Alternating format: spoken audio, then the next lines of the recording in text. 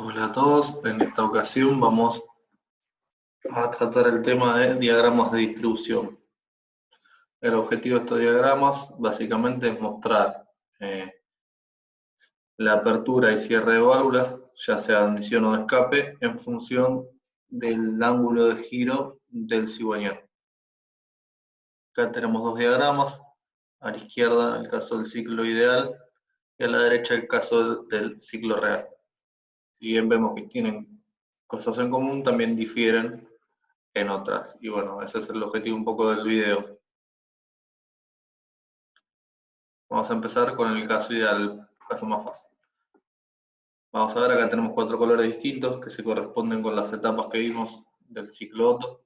¿Sí? Admisión, compresión, combustión, expansión y escape. Cada una con sus respectivos colores.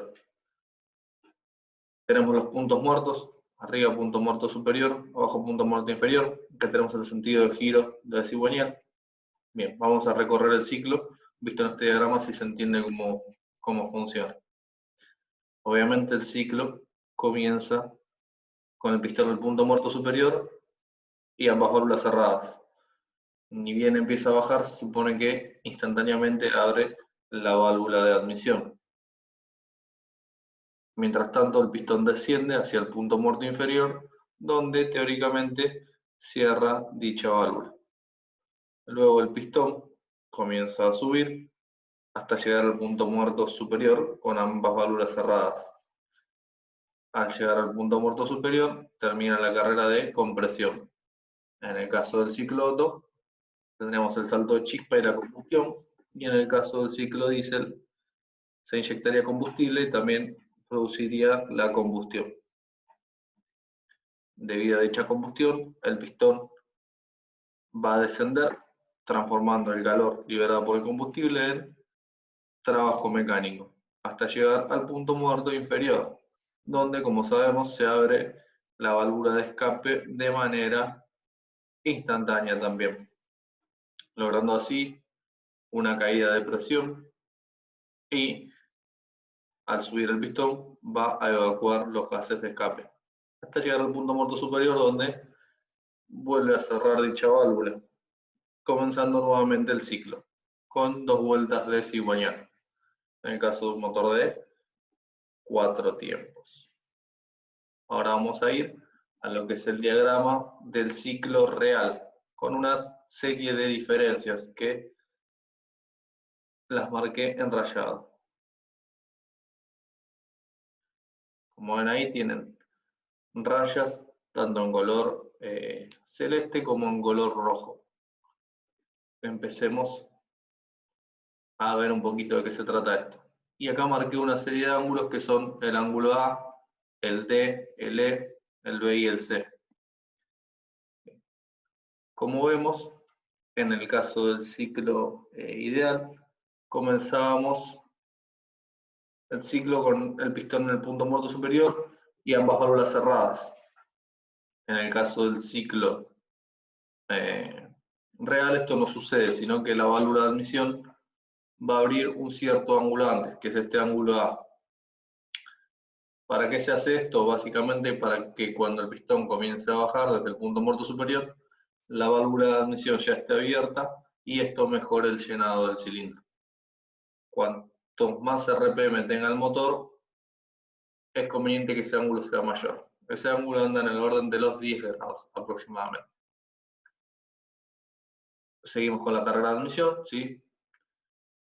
Hasta llegar al punto muerto inferior, donde en teoría debería cerrar dicha válvula. Lo que sucede es que cuando el pistón llega al punto muerto inferior, los gases de admisión todavía tienen elevada velocidad y por inercia van a tender a seguir entrando al cilindro, con lo cual se aprovecha esa inercia de los gases y se deja abierta la válvula un cierto ángulo B. Ese ángulo B anda en el orden de los 55, entre 55 y 60 grados. De nuevo, cuanto más RPM tenga el motor, conviene que ese ángulo sea mayor. ¿Cuál sería el punto óptimo para cerrar dicha válvula? Sería cuando la presión dentro del cilindro sea igual a la atmosférica. Como sabemos en la carrera de admisión, en el ciclo real, la presión dentro del cilindro no es la atmosférica, sino que es menor, ¿sí? Si nosotros extenderíamos mucho este ángulo B, los gases de admisión se empezarían a escapar por la válvula y no tendría sentido porque en lugar de llenarse se estaría vaciando el cilindro. Bien, una vez terminada la admisión, después de este ángulo B, va a venir la carrera de compresión que termina cuando el pistón llega al punto muerto superior, ¿sí? En teoría dijimos que la chispa salta en el punto muerto superior. Esto no sucede, ¿por qué? Porque la combustión no es instantánea, sino que tarda cierto tiempo. Lógicamente, como tarda cierto tiempo, lo que se hace es adelantar o avanzar ese salto chispa en el caso de Otto, o de la inyección de combustible en el caso del diésel. De nuevo, eso va a depender de las RPM. Lógicamente, si tenemos bajas RPM, la combustión va a ser más lenta.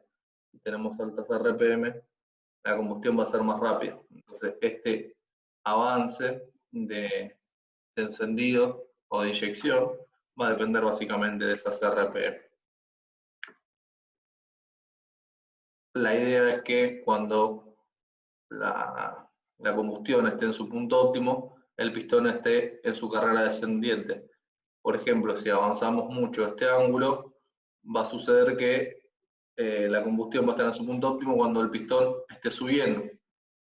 Y por inercia el pistón va a querer subir y debido a la combustión va a querer bajar. Entonces eso va a ser contraproducente, va a generar un daño mecánico. Como contrapartida, si la chispa en el caso del Otto salta mucho después del punto muerto, cuando la combustión alcanza su punto óptimo, el pistón va a estar muy por abajo, ya en su carrera descendente, y no va a sentir ese impulso y voy a perder potencia. Entonces ese punto es de gran importancia. Luego de la combustión sabemos que viene la carrera de expansión, ¿sí? Que es la única carrera útil del motor. Y como vemos acá está interrumpida la carrera roja. Es decir, la válvula de escape abre antes del punto muerto inferior, un ángulo C. Ese ángulo C también anda alrededor de los 55 y 60 grados. Acá una pregunta importante. ¿Con qué razón interrumpiría la única carrera útil del motor, no? Porque no tiene mucho sentido si lo pensamos así. En realidad sí tiene sentido.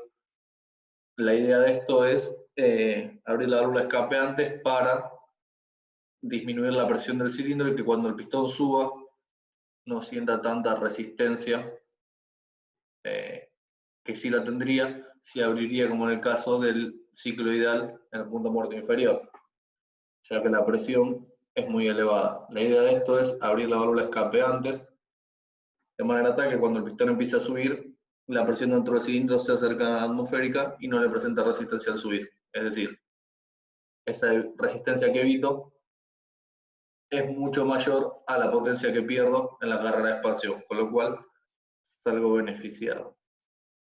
De nuevo, este ángulo también depende de las RPM. Por último, tenemos acá en naranja la carrera de escape. En el ciclo ideal, en teoría cerraría en el punto muerto superior, como vemos acá, está desfasado un ángulo D, es decir, se extiende el cierre de la válvula de escape. ¿Por qué motivo es esto? Por el mismo motivo que extendíamos el cierre de la válvula de admisión. Es decir, para aprovechar la inercia de los gases de escape. Como van a gran velocidad, van a tender a querer seguir saliendo.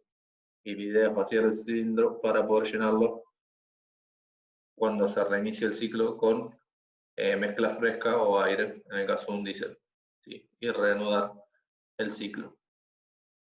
Como vemos, hay un determinado ángulo E en el cual ambas válvulas permanecen abiertas.